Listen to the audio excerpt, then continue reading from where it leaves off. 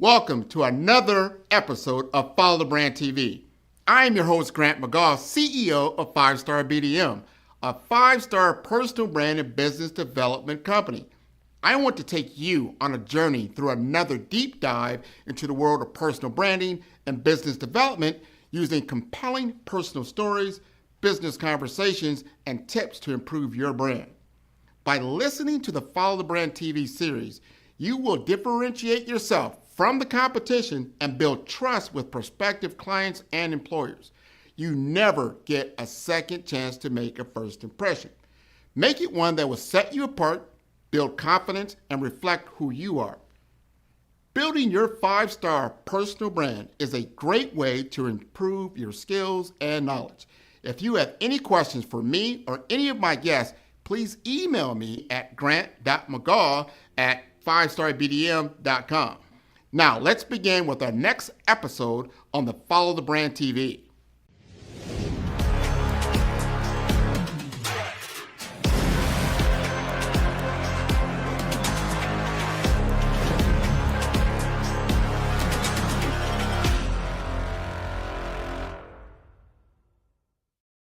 Five-Star BDM, Brand Development Masters, is a professional consulting and advisory group keenly focused on business development services for the small to mid-sized business and entrepreneurs.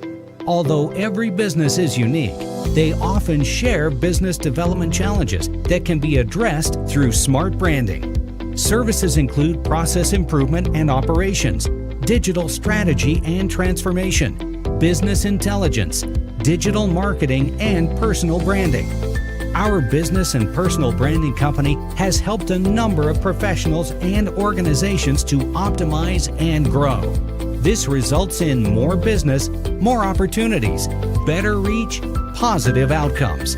Visit www.5starbdm.com today to learn more.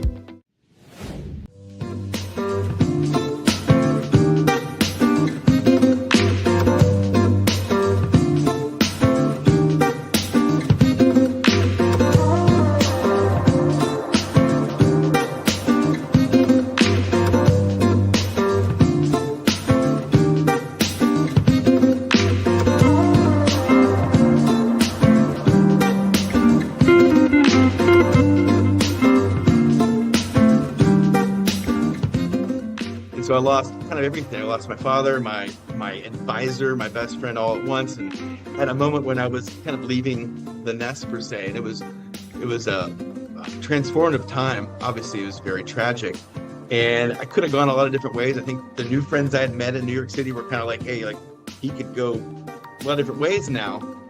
And these new friends who I'm still family with now came alongside me and they said, look, you need to channel all this emotion into something real positive to kind of heal.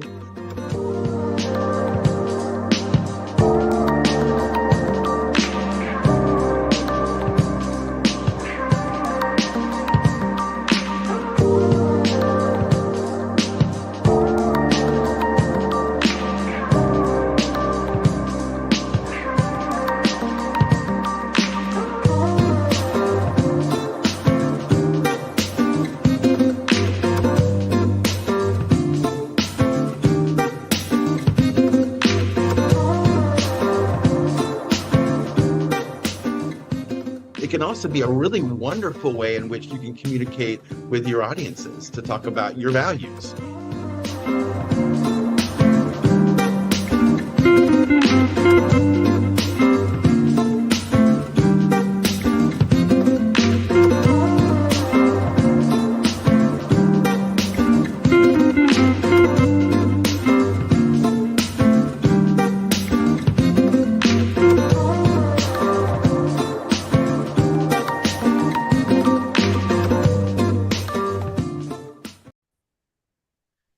Welcome, everybody, to the Follow Brand Podcast. This is your host, Grant McGaugh, and I'm keeping it right here in Florida. I'm going to tell you a little bit of backstory of my next guest.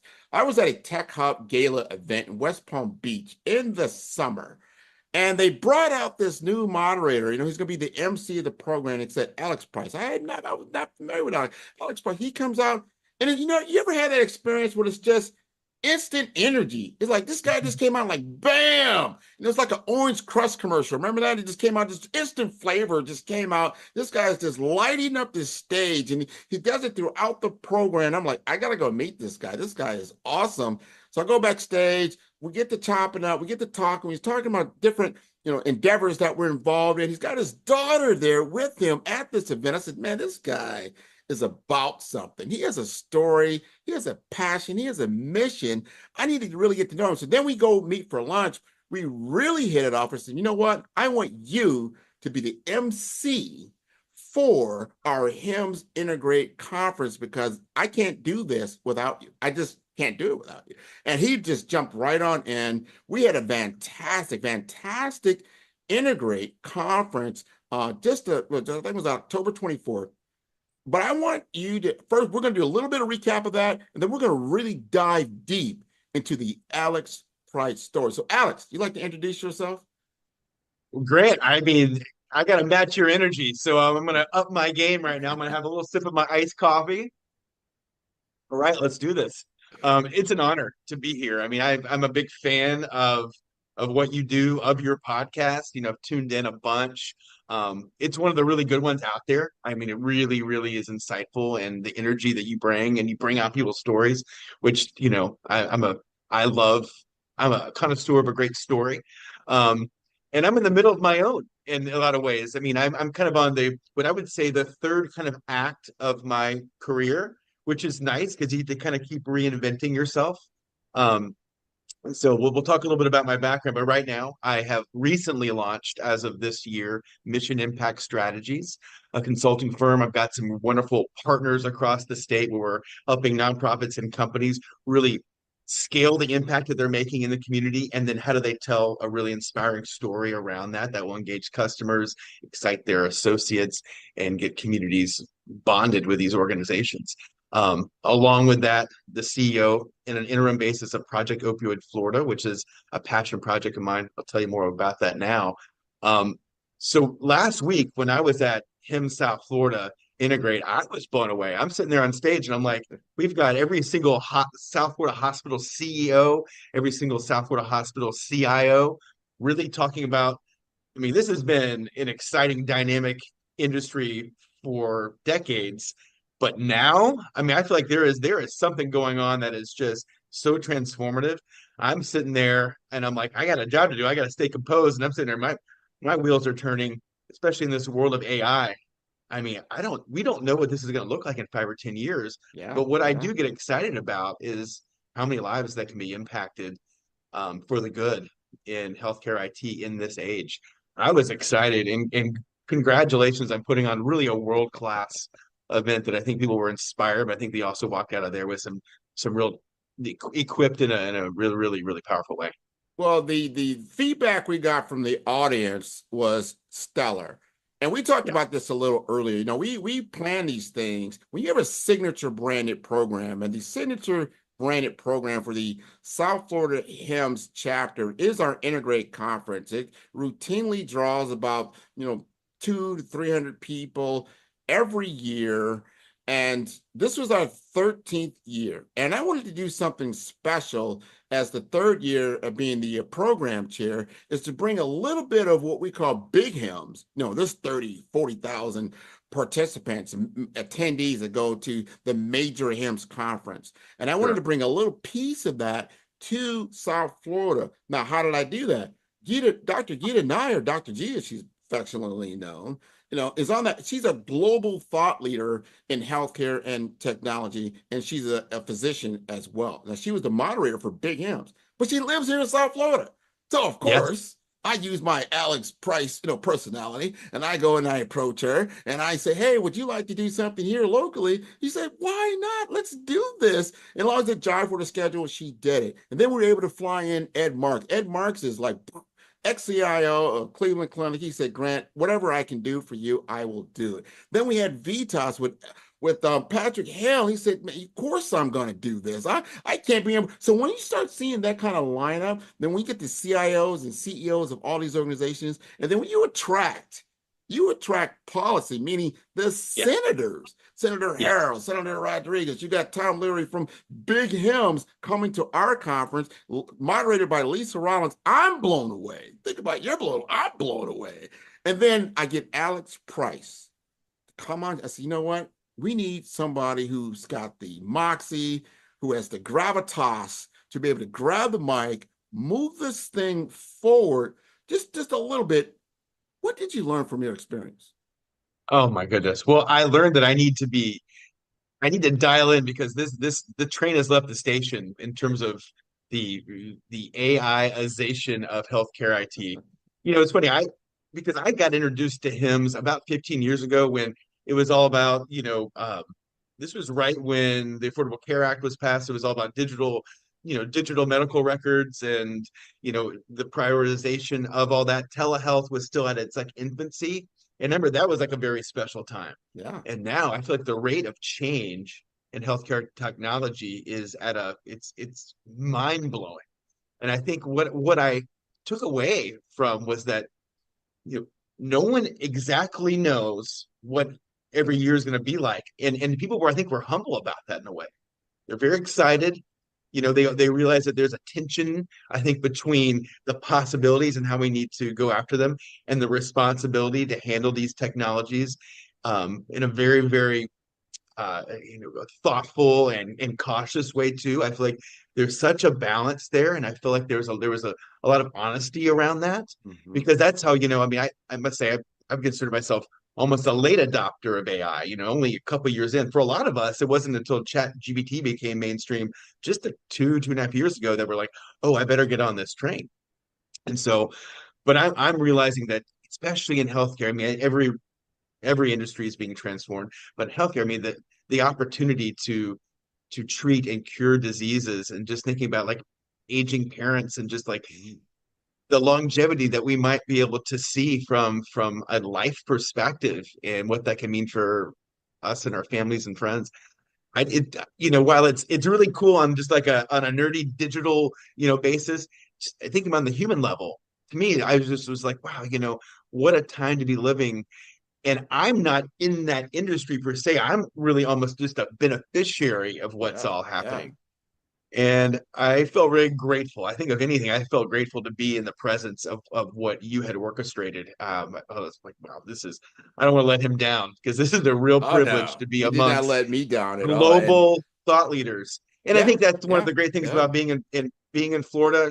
I mean, the fastest growing state, South Florida, which is really international in nature, right? So we have the benefit of it's a beautiful place, but we've got, you said, global leaders that happen to live here, Yeah. right? So, and it exploding from a population perspective, which is putting stress on home affordability, transportation, and how are we going to care for all of these Floridians, especially as our population is aging. So it's a really the setting is perfect to have that conversation. Yeah, I think it was great because we had a lot of facets of the healthcare industry seated in the room, the policymakers that go to Tallahassee and they advocate in our behalf. And they Yeah, just not talk, they told you how to do it, how to advocate, the process, how laws get in place. Sometimes yeah. we think our systems, our political systems don't really work for us. We've got to Hmm. be engaged.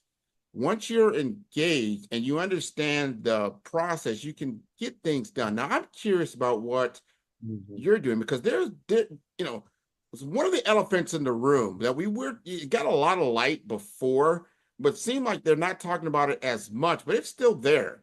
It's the opioid crisis. And I know Hmm. they got hit hard in the panhandle. I mean, it was Oh yeah, bad. It probably still is. They're now getting yeah. hit by a couple of hurricanes. I mean, people are going through some experience, and I would not wish opioid addiction on Mm. anybody. It's a terrible thing Yeah. to be inflicted with and kind of work through. Talk to us about why you got involved in such a thing and what you're looking to accomplish. Sure. Well, so first of all, one of my dear friends and someone that I partner with is the founder of Project Opioid, founded in 2018. So I've been following the issue very closely since then. I've lost some dear friends to the crisis. and I know of many other people's pain. So it's the personal side, but also personally interesting because what I think, especially in Florida, because the first phase of this was the overprescribing of things like Oxycontin. Came up through the 90s. People remember that a lot of professional athletes were getting hooked on this because they wanted to play through pain. And so that happened. And then that kind of evolved into a lot of some kind of bad outfits in terms of recovery centers who were overprescribing. And Florida really attacked that in a really powerful way, about 10 or so years ago. And largely now it's still out there, but it was been effectively addressed in a big way. So there's some wins there. But what happened as that problem was getting addressed in the late 2000s, early 2000 teens, the invention of one of the worst kind of things ever created on earth, fentanyl, was actually invented, which is a synthetic. So opioids, people think of, poppy. So this is organic. This is a very dangerous drug that is grown. Fentanyl takes the similar compounds, the similar scientific compounds. It's just created in a lab, for next to nothing. It is 50 times more powerful than heroin. Wow. It cost nothing to make. And so the distribution of this is like something we've never seen. And so this was, created in the, I think 2012, 13, 14 timeframe, starts entering, the United States around that time. And so, and people are not just getting hooked, but they're dying at a rate that we had never seen. And then a few years into the fentanyl crisis, COVID happens. Yeah. We all remember, gosh, we're coming up on 5 years from that. The world shut down. There's a mental health crisis. People are leaning into bad behaviors because of just the mental health stress and the conditions that many of us were in. And then you see something that we've never seen before. We see the opioid deaths, fentanyl related, for almost all of them, hit well over 100,000 in the U.S. Wow. And well over 10,000 annually in Florida. I mean, this is almost a 500% increase in drug-related overdose deaths since the 90s. 500% increase. Wow. And it's affecting everybody from every walk of life, every socioeconomic standpoint, every ethnic background, but it's really affecting our young people. So it's a leading cause of death in the United States in the 18 to 40 age range. And I think the interesting thing is while there's been a bit of a thankful dip from the pandemic highs of 2020 and 2021, 2022, it's still infinitely worse than pre-pandemic. And so I'm worried that there could be kind of almost a false sense of, oh, we're doing a little bit better. We're still at catastrophic rates. I don't want to see anyone unintentionally get comfortable with the data that they're seeing. It's catastrophic. Again, lesser drugs are being laced with this, and people are unknowingly, ingesting. I hear about it on the news this poison daily. And so people are just dying. It's just unfortunate. And so I just, especially, I've got 4 kids at home, 2 that have now hit like the teen phase. I know that they're going to be exposed to things that are dangerous here in the coming years. So it's on my front doorstep. I want to make sure that we're doing all we can to educate people, to save lives, and get people who are hooked back on a road to recovery and restoration, to live full fulfilling lives and not dependent on a poisonous drug. And so the more I learn, the more passionate and really competitive I'm getting around, like, no, we need to march forward. As getting an issue consistently top of mind is very tough in this day and age. Yes. Right? I mean, yes. we're being blasted with communication from every single standpoint. There's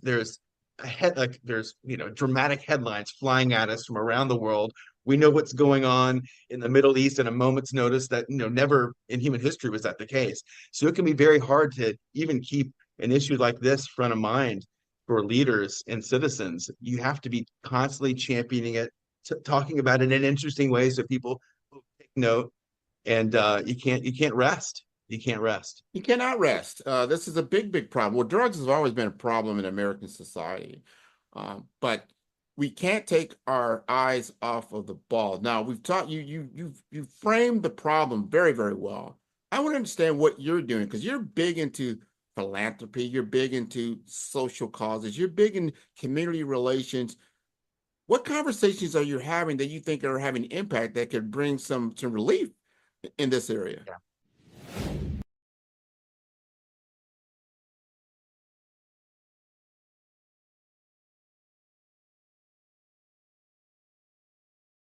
Grant McGaugh, CEO of 5-Star BDM, is turning heads in the healthcare and information technology sectors with his groundbreaking approach to personal branding and business development. By challenging conventional strategies, he's setting a new standard for how executives present themselves and their businesses to the world. McGaugh's expertise isn't just about standing out. It's about strategic guidance, generating leads, and building networks that propel executives beyond their competition. His focus on authenticity allows leaders to leverage their unique stories, driving exponential growth and success in their industries. Beyond branding, McGaugh is a fervent advocate for diversity, equity, and inclusion in the workplace. He's committed to helping organizations cultivate environments where innovation and collaboration thrive through inclusive cultures. And for those eager to dive deeper, McGaugh hosts the Follow the Brand podcast. Here, he unpacks the intricacies of personal branding and business growth, offering valuable insights for professionals eager to redefine their identities and share their narratives with the world.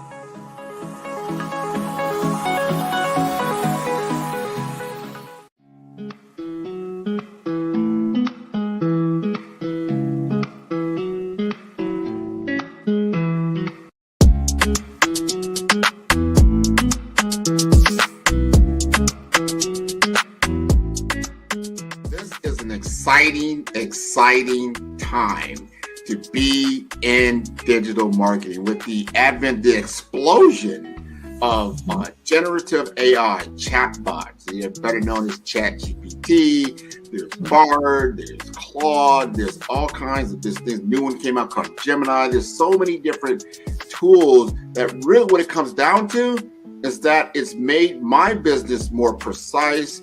I can do things more quicker, I would say, and to elevate my brand messaging to a level that allows me to be as creative as possible.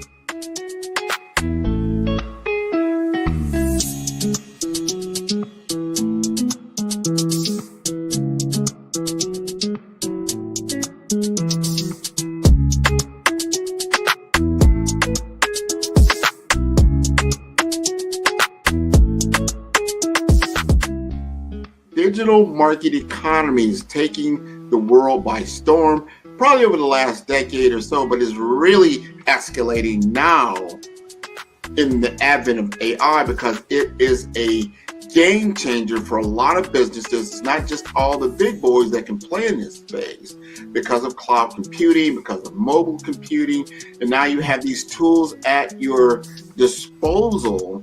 You've got a laptop, you've got a computer, you can now digitize yourself to a level and get your message out there, and that equates to business.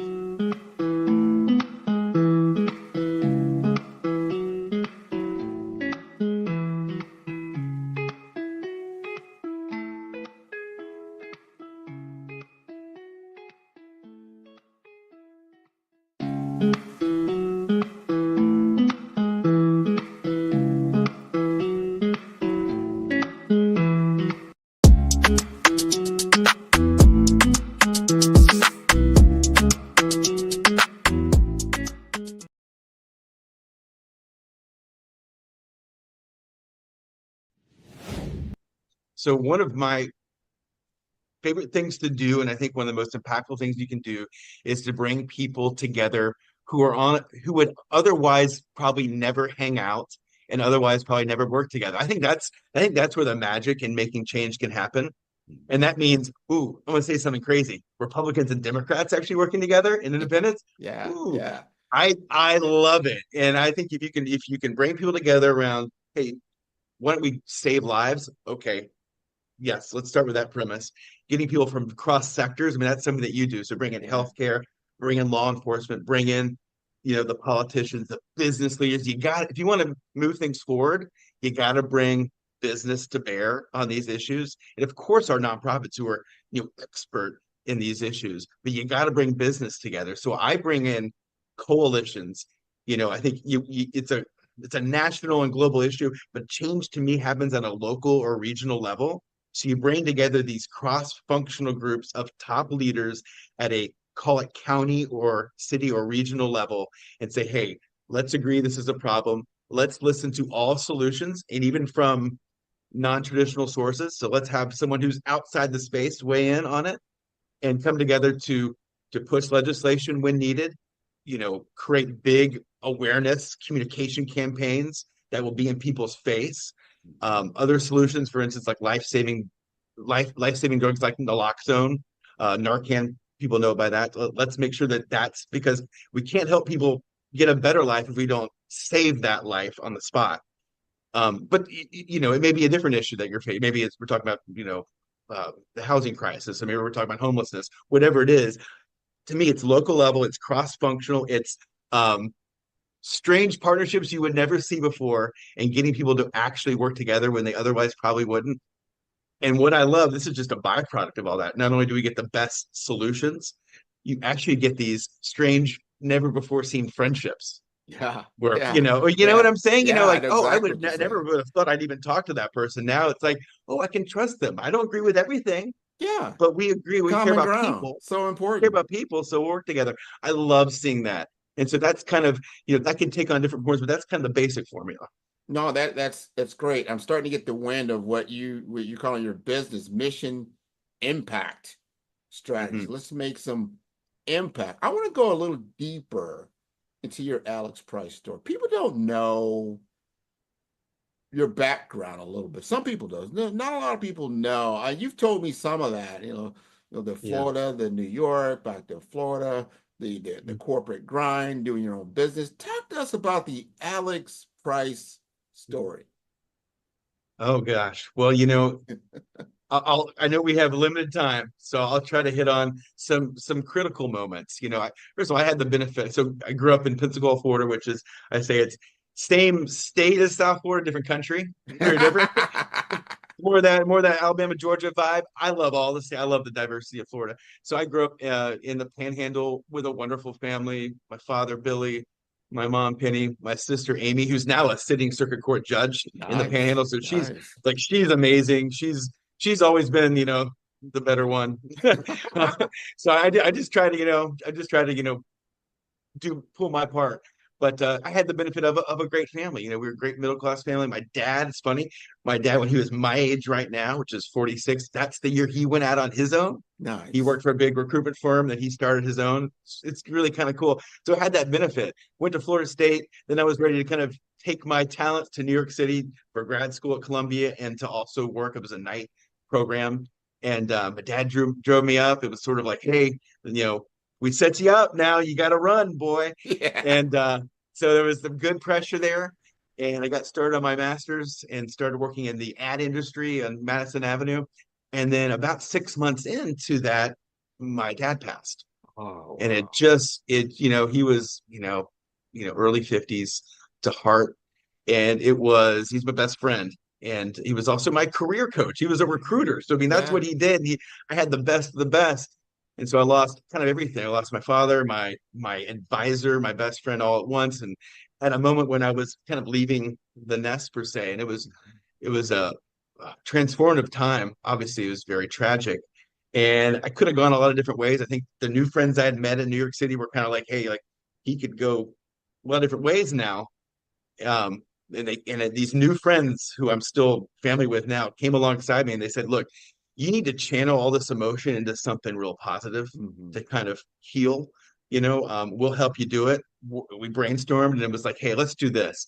We lost my dad to heart, so let's put on a huge, like, rock concert in Times Square at the 1 year anniversary of his passing, Yeah. to raise funds and awareness for heart disease. And we'll Yeah. have a rock concert. And it was actually in the Empire State Building complex. Love it. And at the 1 year anniversary, we, not knowing what the heck we were doing, somehow raised tens of thousands of dollars for heart disease, and brought hundreds of young professionals together, and had this euphoric moment, which was extremely cathartic for me.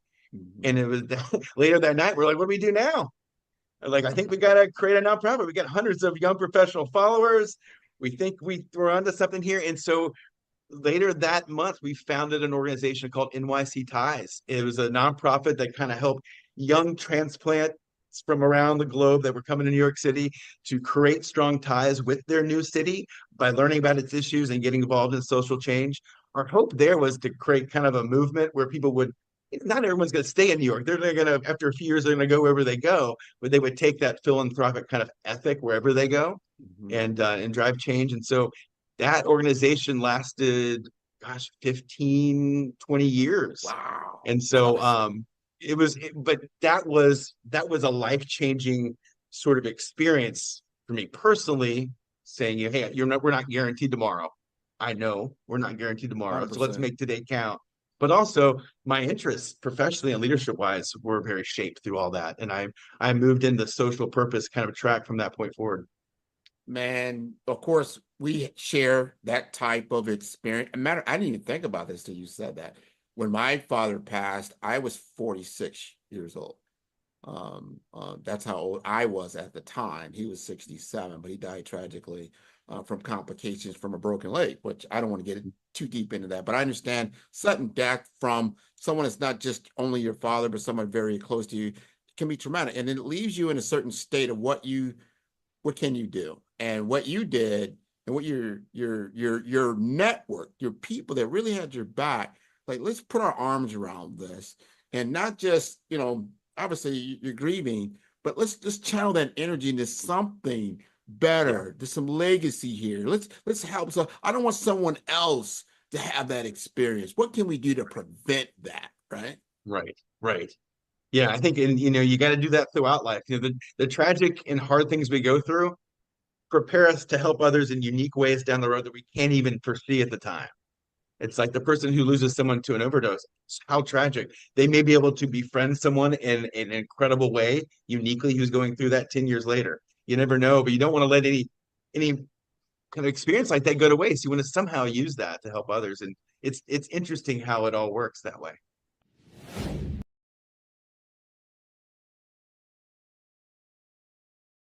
Hello, leaders and visionaries. Are we ready to exceed our ambitious goals for 2024? At 5-Star BDM, we're your strategic partners, not just futurists. To the trailblazers in business development, healthcare, and IT, you need a path to realize your vision for growth. Our tailored consulting services are your stepping stones to success. We empower you to build brands, deliver results, and captivate audiences. In healthcare and IT, innovation is progress. At 5-Star BDM, we ensure your operations beat with precision, efficiency, and care. Join those who shape the future. Connect with us today. Let's set the stage for a defining quarter. With 5-Star BDM, it's not just business development, it's a beacon of excellence.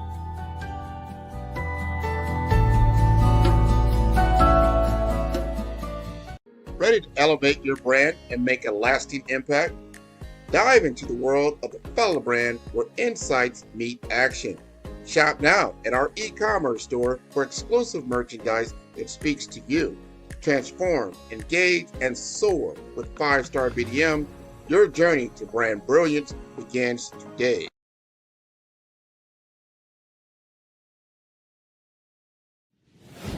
And then you got into corporate America, came down here. You were working with companies like Comcast and ADT. You're doing community relations. You're out front. You're the face of the brand.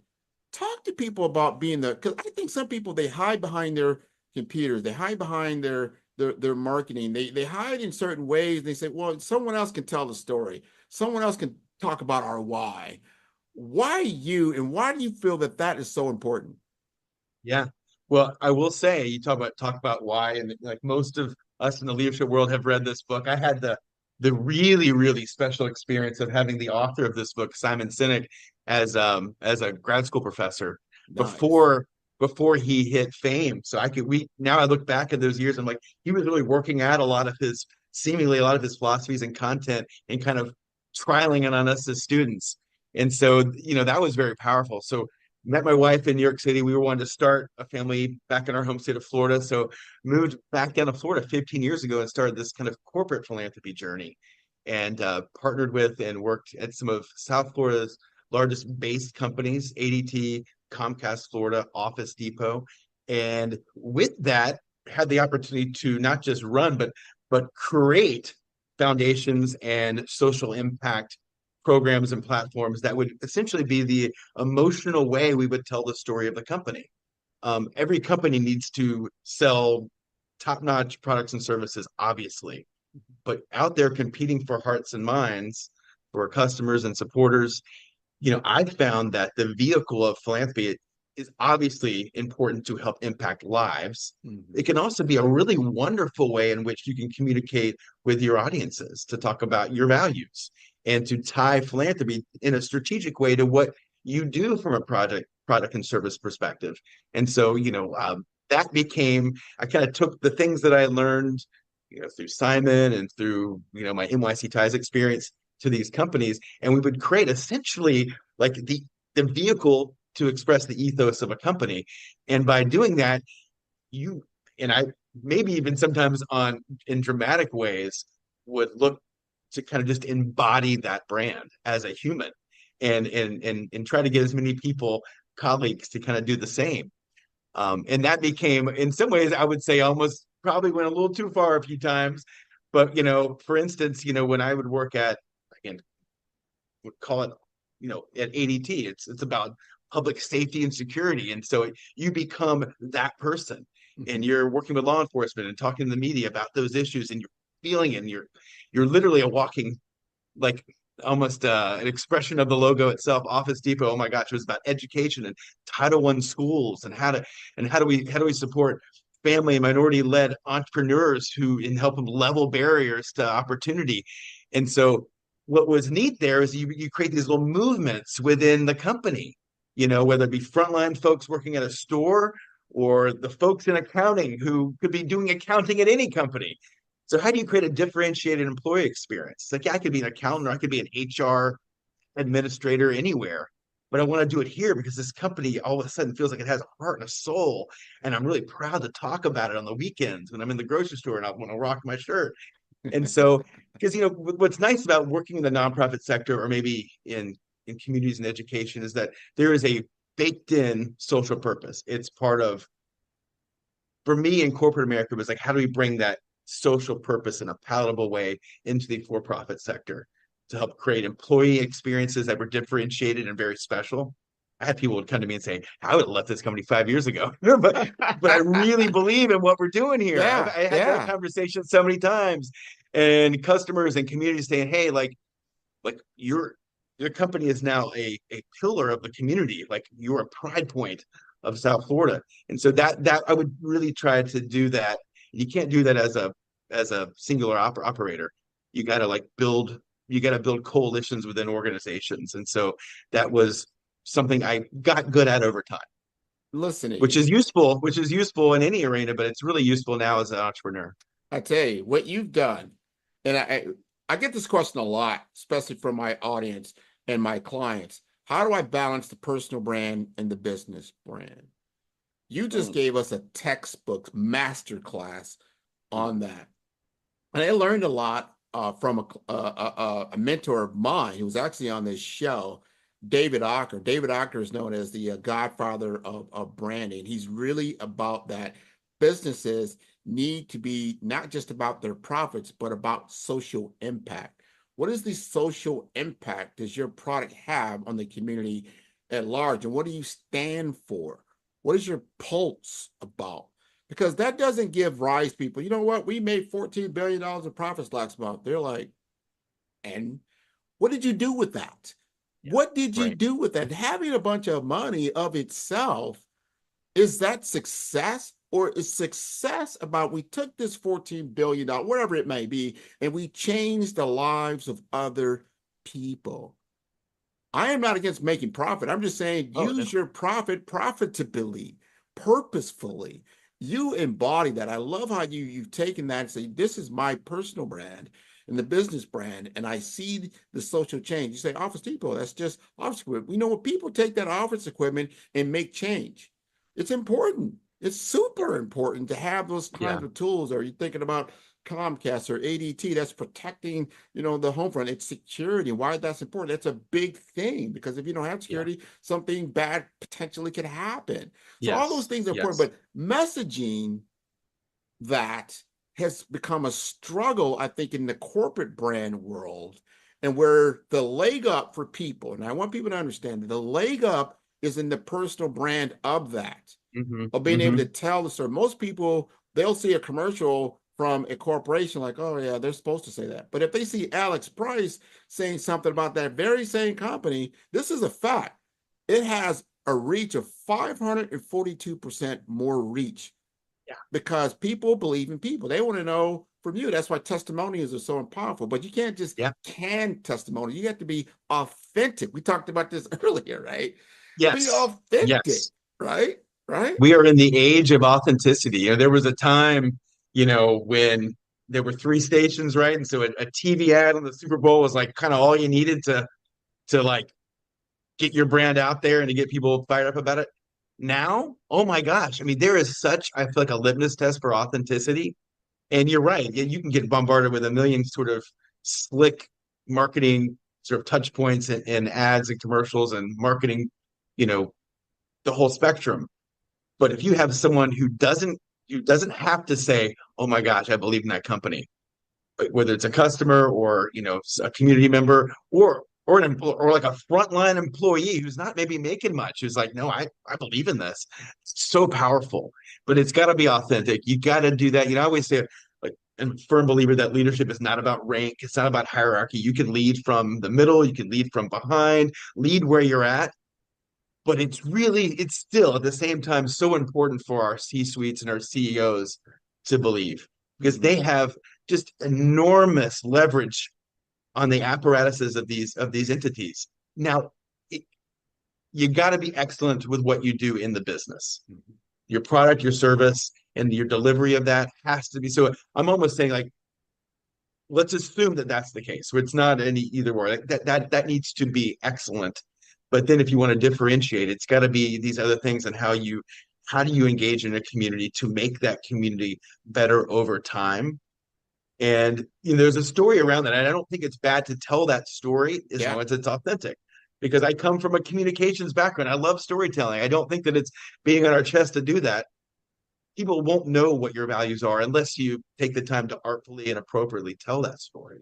You've got to tell that story from behind the logo. Get out in front. I remember I talked about this with another guest that came on the show, and we were talking about certain brands and their personalities, their personification. And I remember when Chrysler, car manufacturer, right? They had Lee Iacocca. Like, wow, I remember Lee Iacocca. If you ask me right now who the CEO of Chrysler is, I couldn't even tell you. I have no idea, because they're not out in front of that brand. And maybe they don't have personality, or they're not really intentionally doing that. That's why I love being in South Florida Hams, bringing the CIOs out, the CEO. You can see who they are and what they are about. And then you say, wow, when I'm doing, if I got to go to that hospital, if I got to go to Holy Cross, I got to go to Memorial, I got to go to Baptist, at least I know who's leading that organization and what they're about. And I feel a lot more confident about that. And it wasn't just some canned commercial that I saw. I said, no. These guys are, and they understand, like you said, they're challenges. It's not a perfect world. It's not. Be honest with me. And let's see how we can work this out together. I got one more thing I'm going to ask you. I love that. What to say, just to wrap that up. Leaders got to get out there. They can't stand, in their offices. They need to get out. Now that people are getting back in offices, they need to go walk the floors again. They need to be with their people. They need to be out in communities, on panels. They need to be doing that, and doing it in a not reckless, but in a less scripted way. Because if you know what you're about, you know what your business is about, you can go off script and you'll still be, exuding the values. They need to get out there. You provided that form, and they were excellent. We need to get back to that as leaders. And we have to. It's almost a necessity now in a digital first society, in a content rich, where how are you going to differentiate yourself? You cannot duplicate reality, which is myself and yourself. You can have simulations of reality, but the duplication, that's a little bit more. And so people do drive into authenticity, and they can tell when someone is being, because there's a feeling that is transferred, and that feeling has to be there.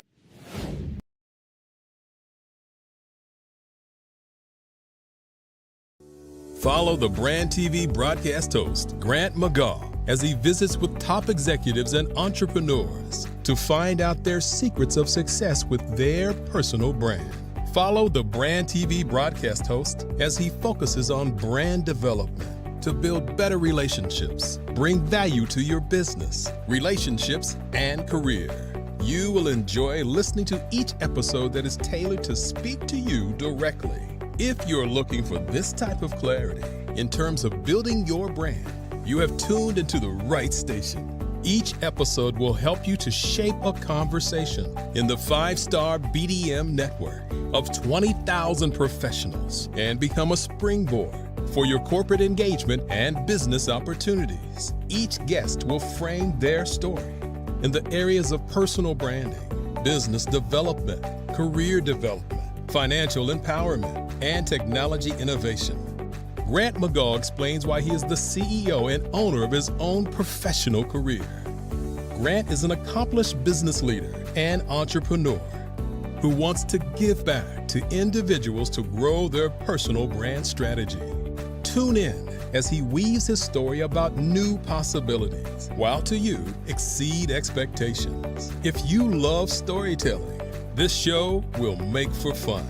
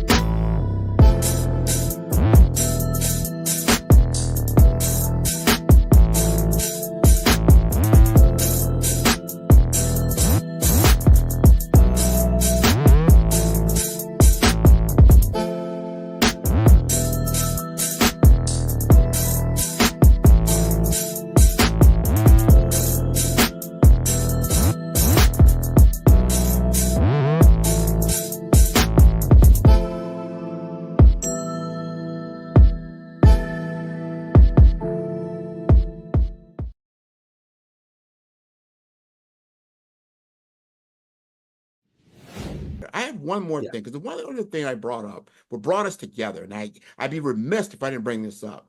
And I felt strongly about it because you have children, you have kids, and we're in an environment now in which I've never had this kind of, I was going to school. I never thought about going to school and potentially somebody could come into the school and start shooting everybody. I mean, I find that very disturbing that I had to live with, my kids will have to live with that kind of in the subconscious that this potentially can happen.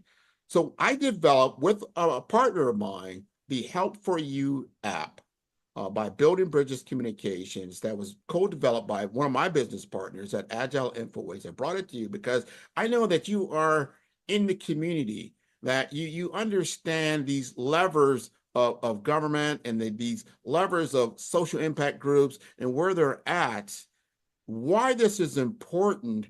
I wanted to just relate to the audience what you felt about this opportunity. No, and immediately I was like, hey, how can I help get the word out? How can I help you in that work? I mean, I was at Office Depot, hosting an event the morning of Marjorie Stoneman Douglas. Mm-hmm. And back in, what was it? I guess it was 2018. Oh my gosh. I mean, we've been seeing at that point ever since Columbine in '99, we've been seeing more frequency of these school shootings, but that was right there at our doorstep. I had a colleague whose daughter was part of the 12 or 13 that died that day. And lots of our Office Depot folks had been alumni or had kids at that school. So it's just a visceral thing. And so when you said that, um, I said, hey, I think it's a multi-pronged solution. We do need physical security, we need all those things. But what we really need, maybe more than anything, is to have a private way that students can, in a safe way, communicate their struggles, whether they be a physical struggle, a mental struggle, or just uncertainties. It can have quick, responsive interventions that are appropriate to the moment, that can happen fast, that can happen discreetly where needed, and can be done at scale. Especially we think about Florida, we have these massive school districts, right? Yeah. We have, I think, 6 of the top 10 largest school districts in the country right here. And so, and you were describing this technology, this app that would do that, and it would triage these issues. But if someone's like feeling like, hey, I'm feeling like I might want to hurt myself, I would like to talk with someone right now. Or I'm feeling as though I'm being bullied and I feel physically or emotionally being harmed right now. Or I need help right now. I'm physically scared. All those things need appropriate interventions and need to happen quickly, whether it's law enforcement or a counselor or even a peer-to-peer relationship that needs to be structured. So I just loved it. I see all the possibilities. We've never seen a mental health crisis like we are experiencing here, especially for Gen Z and millennials. They're hurting right now for all kinds of reasons, and some of those things are tough to address. The digitalization of our world creates comparisons and things that are very tough for undeveloped minds to wrestle with.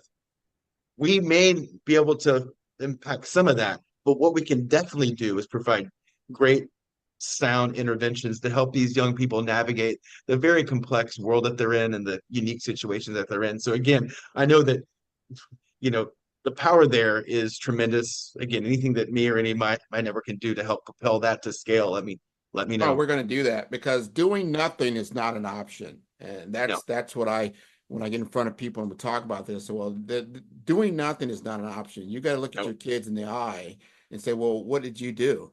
And you've got to be able to do something. This is something that I'm doing, what we're doing, and we want to get this word out, because it makes a difference to be preventative before crisis, right? And So parents are going whatever we to can love do. this because, a lot of times once they hit the teen years, they're a little less expressive and talkative to the parents. And that worries us. But to know that, hey, when they're maybe a little bit clamped up, expressing some of their issues with us, they've got a tool like this that can help when we don't maybe know what's going on all the time. And so I think that's one of the most important things. 100%. And before I leave you, I'm giving you the mic, because I want people to understand mission. And we were talking about mission impact strategy. You follow this entire podcast and you've listened to it. You've gotten impact out of it. Yeah. You are the leader. You said, this is what I'm doing. This is what I'm about. Tell the audience what you're doing, and again, how to contact you. Yeah. So on the for-profit side, it's helping companies that maybe are emerging, growing, and are like, hey, we want to give back and make an impact in a thoughtful, strategic, business savvy way. Helping a company right now, a public company, but still in its infancy stages, launch a foundation and really figure out how they want to impact the communities in their world and tell their story through it. So it's situations like that, or helping maybe another great client that's kind of a regional power player in a certain social cause area, and really has figured out how to address, we'll call it homelessness in this case, so we name the issue, but want to take that and expand and scale, maybe statewide, region-wide, or nationally, but don't have the networks, the funding streams outside of maybe what is home market for them. So it's helping organizations scale the wonderful thing that they're doing, and so they can impact more geographies and more people. So and it really comes back to storytelling, whether it's a for-profit, nonprofit, or any institution. It's helping that organization tell a powerful story that will break through and that will attract great customers, great employees, and constituents will be drawn to. And so it's at the early stages, but this is what I've been training for the last 20 years. And I'm just really excited to make an impact and to partner with incredible people like you along the way. Well, this is wonderful. I'm 100% behind you. I want you to give them the website, the email address. What I said, hey, Alex, I hear you. I want to do this. I want to be a part of your story. What are they going to do? Yeah. So easily just go to missionimpactstrategies.com. There's a contact button right there that'll get right to me and my partners, and we can set up time to talk through what your business issue is, what your dreams are for your organization, and get a strategy together to take it all the way. Well, thank you again for being on the Follow Brand podcast. You have been a tremendous guest, and I'm going to say my friend. Absolutely. First and foremost, friend. And I always ask, I'm starting to ask this, and I want to ask this even more because you're here, because we're talking about authenticity. Real quick, how did you like this episode of you being on the Follow Brand podcast? Well, if you can't tell, I'm having a blast. No, but I love it because, and I'm, I love this type of thing, but I can even imagine if you had someone that was maybe a little bit more reserved in nature. You're so good at bringing out the stories, bringing out the emotion, bringing out the why. Truly gifted there. It's a lot. It's fun. There's a lot of podcasts out there, but you're in my top 1, 2.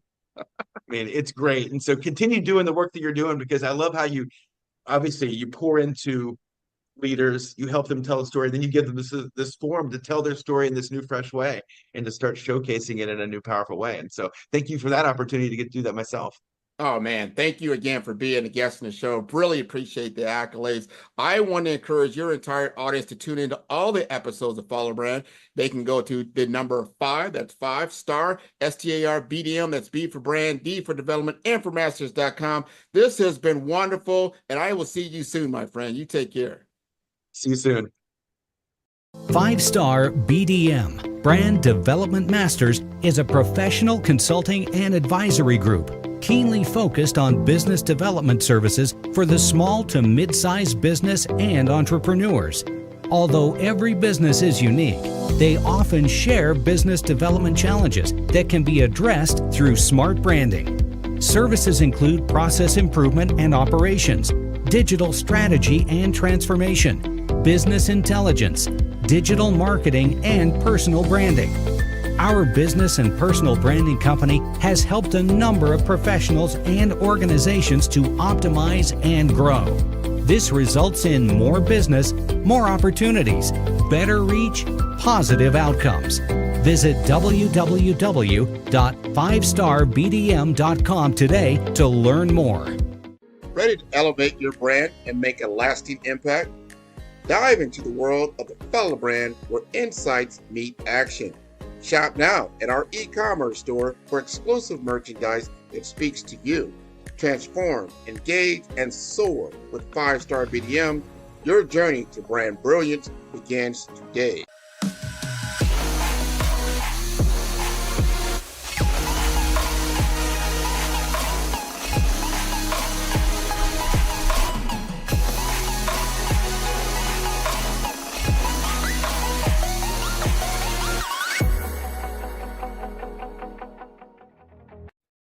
Hey everyone, it's Grant McGaugh, CEO of 5-Star BDM and host of the award-winning Follow the Brand podcast and TV series, where I help you to build a 5-star brand that people will follow.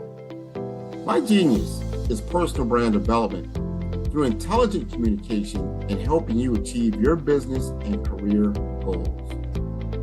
I am a requested speaker on digital technology and brand development issues.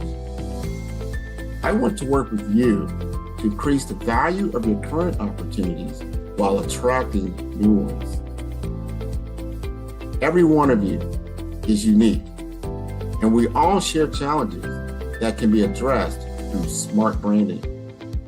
As a super connector, I work with you as an executive coach to guide you along the complicated business and career development road, providing the enhancement tools and information you need to succeed. Together, I will help you succeed in today's challenging business climate. I will evaluate, tune in for our next show, or click on our website at www.5starbdm/followthebrandtv. Thank you. Build the brand called you. Peace.